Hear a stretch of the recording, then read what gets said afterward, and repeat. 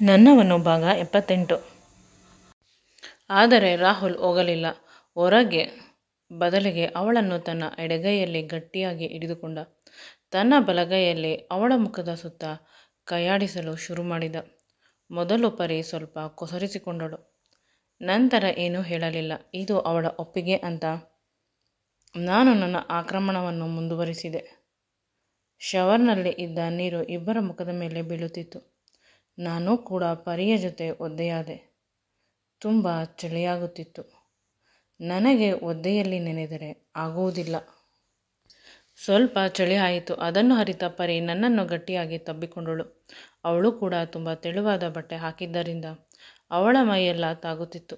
ನಂತರ ನನ್ನನ್ನು ಈ ಎಲ್ಲ ಕ್ರಿಯೆಗಳು ನಡೆಸಲು ನಿರಂತರವಾಗಿ ನಾನು ಕೂಡ ಸಹಕರಿಸಿದೆ. ಮೈ ಮೇಲಿನ ಕೂದಲುಗಳು ಮೇಲೆ ಹೇಳುತ್ತಿತ್ತು. ನನ್ನ ಕೈ ಅವಳ ದೇಹದ ಎಲ್ಲ ಭಾಗವನ್ನು ಮುಟ್ಟುತ್ತಿತ್ತು. ಅವಳಿಗೆ ತುಂಬ ನಾಚಿಕೆ ಆಗುತ್ತಿದೆ. ತುಂಬ ಕೆಂಪಾಗುತ್ತಿದ್ದಳು. ಶವರ್ನಿಂದ ಬರುತ್ತಿರುವ ನೀರನ್ನು ಆಫ್ ಮಾಡಿದೆ. ಈಗ ಇಬ್ಬರು ಸ್ವಲ್ಪ ಹೊತ್ತು ಫ್ರೀ ಆದೆವು.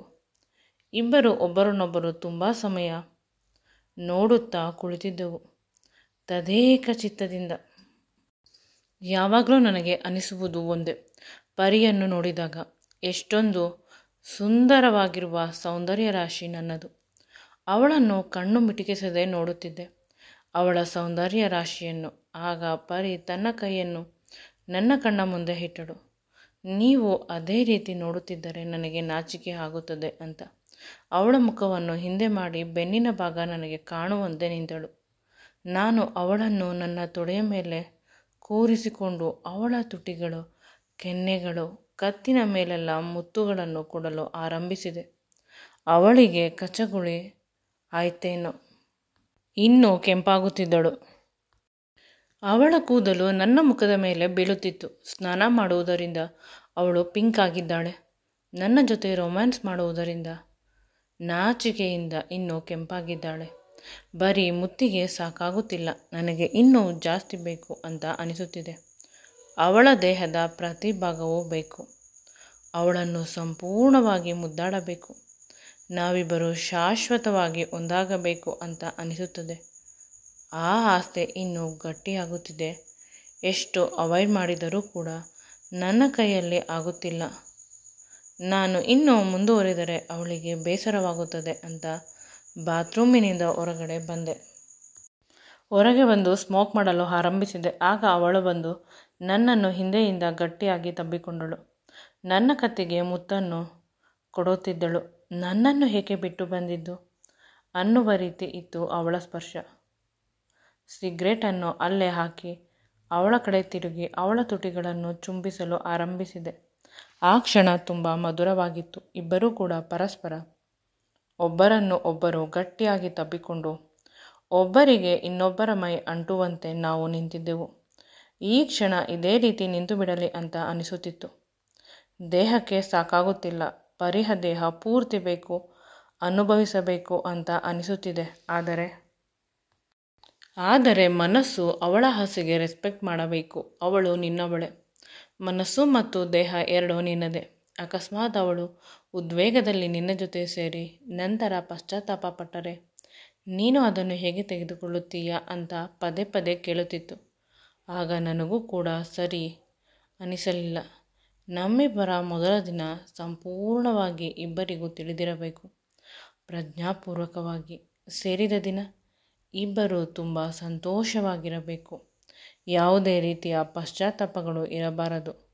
ಈಗ ಸೇರಿದರೆ ನಂತರ ಅವಳು ಏನನ್ನಾದರೂ ಹೇಳಿದರೆ ನೆಗೆಟಿವ್ ಆಗಿ ತುಂಬ ದುಃಖವಾಗುತ್ತದೆ ಅಂತ ನಾನು ಸ್ನಾನ ಮಾಡಲು ಒಳಗೆ ಹೋದೆ.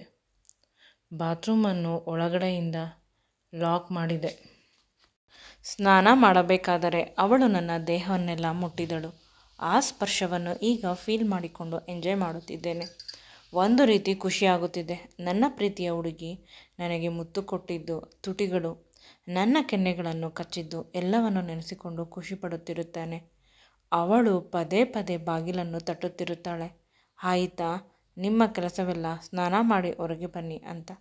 ಅಷ್ಟರಲ್ಲಿ ಅವನು ಬಾತ್ರೂಬನ್ನು ಧರಿಸಿ ಹೊರಗೆ ಬರುತ್ತಾನೆ.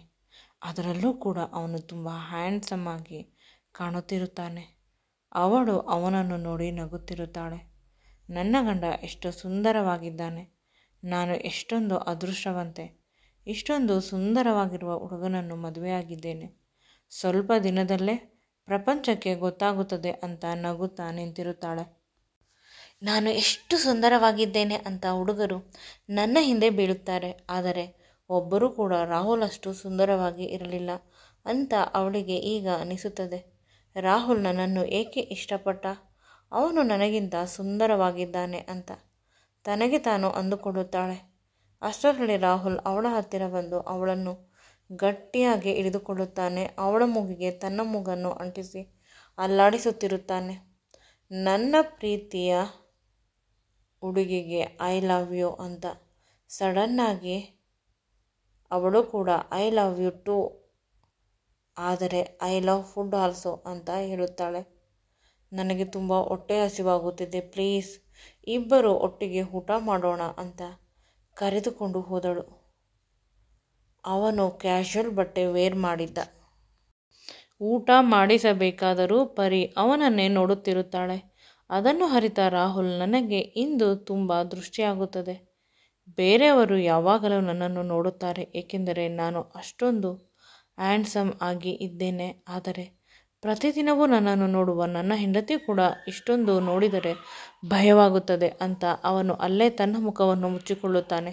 ಅದರಿಂದ ಅವಳಿಗೆ ಇನ್ನೂ ಖುಷಿಯಾಗುತ್ತದೆ. ಅವಳು ಇನ್ನೂ ಅವನನ್ನೇ ನೋಡುತ್ತಾ ಇರುತ್ತಾಳೆ. ಅವನಿಗೆ ಇರಿಟೇಟ್ ಆಗಲಿ, ಸ್ವಲ್ಪ ಆಟ ಆಡಿಸೋಣ ಅಂತ.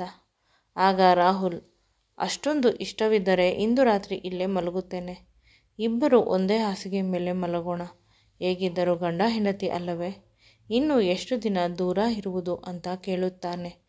ಆಗ ಅವಳು, ಪರಿ ನಗುತ್ತಾ, ಇನ್ನೊಂದು ವಾರ ಅಷ್ಟೇ ನಮ್ಮಿಬ್ಬರ ಮದುವೆ ಆಗಿಬಿಡುತ್ತದೆ, ಆಮೇಲೆ ನಮ್ಮಿಬ್ಬರನ್ನು ಯಾರೂ ಕೂಡ ದೂರ ಮಾಡಲು ಸಾಧ್ಯವಿಲ್ಲ. ಅವಳು ಅವನ ಹತ್ತಿರ ಬಂದು ಕುಳಿತುಕೊಳ್ಳುತ್ತಾಳೆ. ಇಬ್ಬರದು ಊಟ ಆಗಿರುತ್ತದೆ. ಅವಳು ಅವನ ತೊಡೆಯ ಮೇಲೆ ತನ್ನ ತಲೆಯನ್ನು ಇಟ್ಟುಕೊಂಡು ಮಲಗುತ್ತಾಳೆ. ನನಗೆ ಯಾವಾಗಲೂ ಇದೇ ರೀತಿ ಬದುಕಬೇಕು, ನಿಮ್ಮ ಮಡಿಲಲ್ಲಿ ನನ್ನ ಸ್ಥಾನ ಇರಬೇಕು. ಇಲ್ಲಿ ಸಿಗುವ ಸುಖ, ಸಂತೋಷ, ನೆಮ್ಮದಿ ನನಗೆ ನನ್ನ ತಾಯಿಯ ಮಡಿಲಲ್ಲೂ ಕೂಡ ಸಿಕ್ಕಿಲ್ಲ. ನನ್ನ ಅಮ್ಮನಿಗಿಂತ, ಈವನ್ ನನ್ನ ಅಜ್ಜಿಗಿಂತ ಕೂಡ ನನಗೆ ನೀವೇ ಅಂದರೆ ತುಂಬ ಇಷ್ಟ. ನನ್ನ ಪ್ರೀತಿ ನಿಮ್ಮ ಮೇಲೆ ಇರುವುದು ಯಾವಾಗಲೂ ಶಾಶ್ವತ, ಅದರ ಜೊತೆಗೆ ಪ್ರಾಮಾಣಿಕ ಕೂಡ. ಐ ಲವ್ ಯು ನನ್ನ ಪ್ರೀತಿಯ ಗಂಡ ಅಂತ ಅವನ ಕೈಯನ್ನು ಹಿಡಿದುಕೊಂಡು ಮುದ್ದು ಕೊಡುತ್ತಾಳೆ. ಈ ವಿಡಿಯೋ ನಿಮಗೆ ಇಷ್ಟವಾಗಿದ್ದಲ್ಲಿ ನನ್ನ ಚಾನಲನ್ನು ಲೈಕ್ ಮಾಡಿ, ಶೇರ್ ಮಾಡಿ ಮತ್ತು ಸಬ್ಸ್ಕ್ರೈಬ್ ಮಾಡಿ. Thank you.